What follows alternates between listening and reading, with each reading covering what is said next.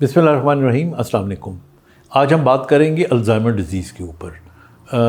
Alzheimer dementia की एक kind है। जो सीनाइल डिमेंशिया होता है वो आमतौर पे बड़ी उम्र के लोगों को होता है।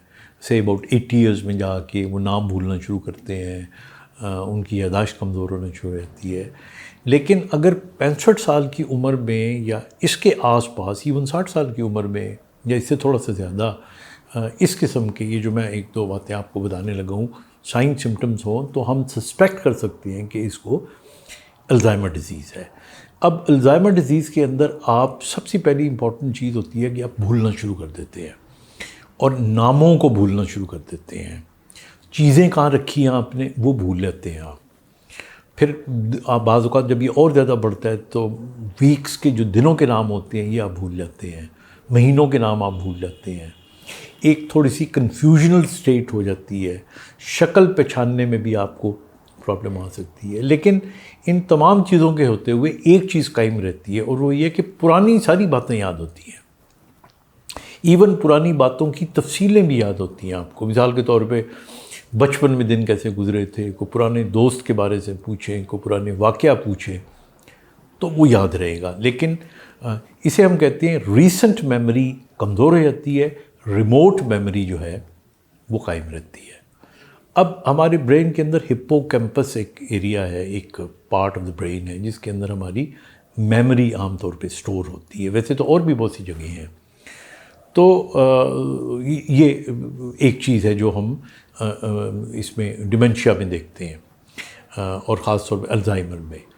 अब अल्ज़ाइमर जो है इसकी वजूहात क्या है, इस पे बहुत सारी रिसर्च हो रही है और इसके अंदर जो है जब ब्रेन का एमआरआई करते हैं, सीरीज़ ऑफ सीटी स्कैन से एमआरआई करते हैं तो उस वक्त कुछ चेंजेस नज़र आ सकती हैं। लेकिन क्या हम उसका क्योर कर सकते हैं ये अभी डिबेटेबल पॉइंट है। अच्छा, दूसरा जो स्टेप होता है इसका फॉरगेटफुलनेस, यानी भूलने के बाद, वो ये होता है कि इंसान रास्ता भी भूलना शुरू कर देता है। मतलब वो अपने कमरे से निकल के वॉशरूम जाने की बजाय हो सकता है बाज़ औक़ात किचन चला जाए।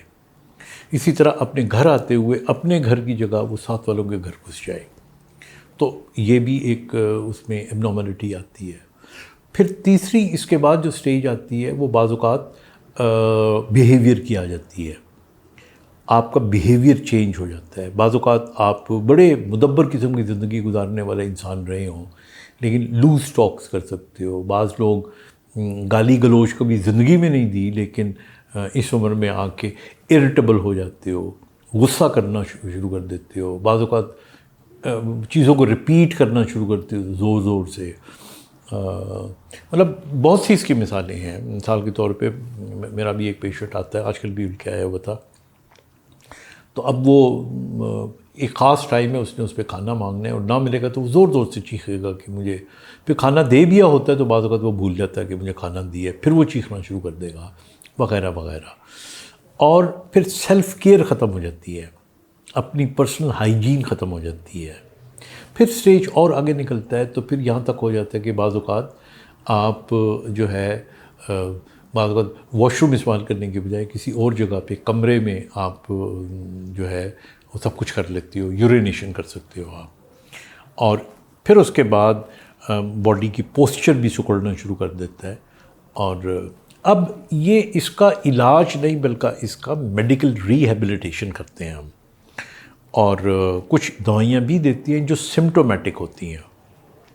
सिम्प्टोमेटिक दवाइयों का मतलब होता है कि अगर गुस्सा, चिड़चिड़ापन ज़्यादा है तो उसको कंट्रोल करने के लिए दे दिया, डिप्रेशन का एलिमेंट ज़्यादा है तो उसकी दवाई साथ में दे दी, बाज़ लोगों में स्टिफनेस आ जाती है उसकी दवाई दे दी। लेकिन जो रीहैब के स्टेप्स हैं उनके अंदर 3-4 चीज़ें बड़ी इंपॉर्टेंट है। नींद ठीक होनी चाहिए, एक्सरसाइज होनी चाहिए ताकि फ्लेक्शन में बॉडी ना जाए, कॉन्ट्रैक्चर्स वगैरह ना बने, बहुत अरसा बेड पे नहीं रहना चाहिए। फिर इसी तरह चलते हुए प्रॉब्लम है तो वॉकिंग एड्स लेनी चाहिए, वॉकर्स इस्तेमाल करनी चाहिए, फिजियोथेरेपी करवानी चाहिए, पानी की कमी नहीं होनी चाहिए, प्लेंटी ऑफ वाटर, जितनी भी हाइड्रेशन है उसको मेंटेन रखना चाहिए।